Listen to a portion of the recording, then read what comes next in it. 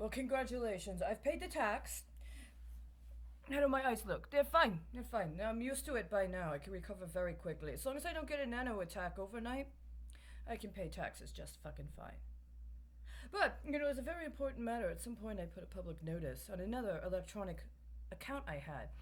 I'm not able to access that anymore. I had to shut it down because they were using it for illegal commerce.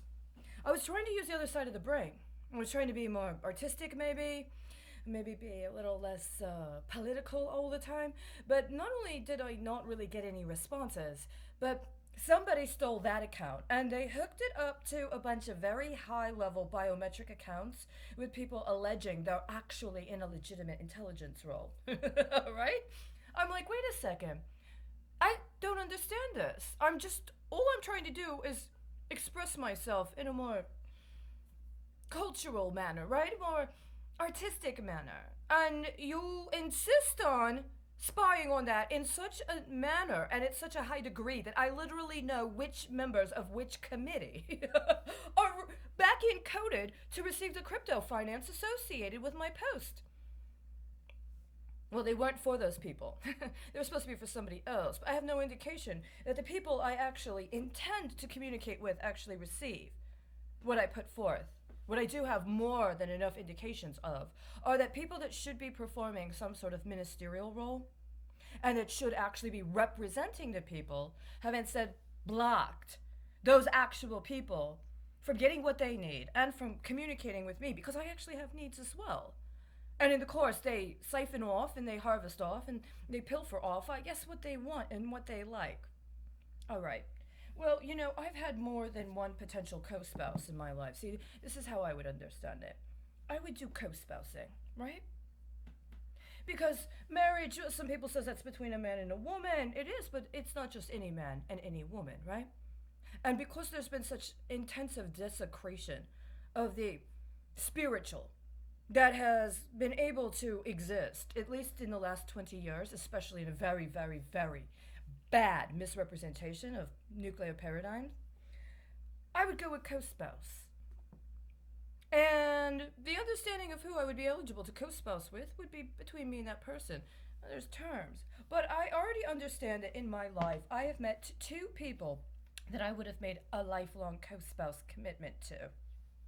And in some old fashioned way, I have my own dowries. And I'm sometimes confused.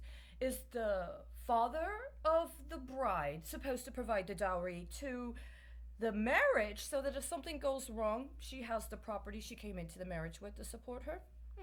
That's one way of looking at it. But then the other is that the man himself is supposed to have something that he offers to the bride's family as a good faith showing. I have every intention of taking care of your daughter. I have every intention of having a family with her, of our families joining. This is my way of saying from me and my family, from my people, from my hopes for the future. This is what I see as possible if I were to share this with your family. Now, I believe she gets to keep that if they go a separate way.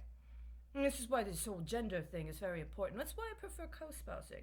But I have a feeling that my desired co-spouses might have a more traditional way about them. And because they've done so much of this spy shit, it's hard to say which is the woman and which is the man at any given time. So I like to cover all of my bases. At some point in time, I acquired something completely legitimately. There were 3 copies of the same book. 2 of them hard copy, 1 of them paperback.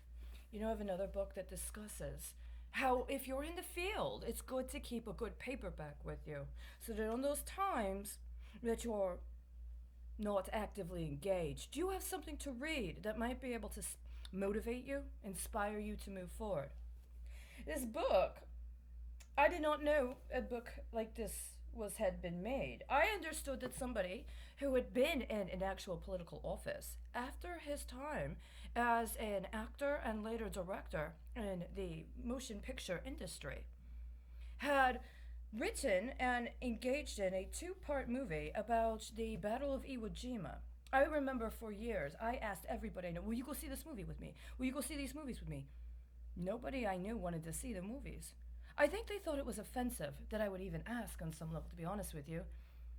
But every single time I left my home to go to my job, my first jobs after I got my driver's license and got my own car that I paid for with the proceeds of my job, I would have to drive by the statue of Iwo Jima. It wasn't the one from DC, the official one. There's more than one statue of Iwo Jima. There's more than one version of it. There's a smaller version of it right outside the main gate at Quantico Marine Base. And every time I would drive to and from work, I would drive by that statue. It had a very profound impact on me in the last 20 years or so, 25 years. Learning what I've learned about World War II, about Sino-American relations, Sino-other relations, especially since, well, events of 2011.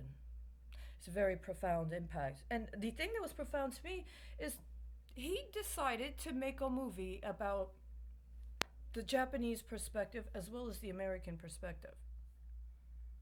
Again, nobody wanted to see these with me. What would you do if somebody gave you that book as part of your dowry? What if they gave you two as part of the dowry?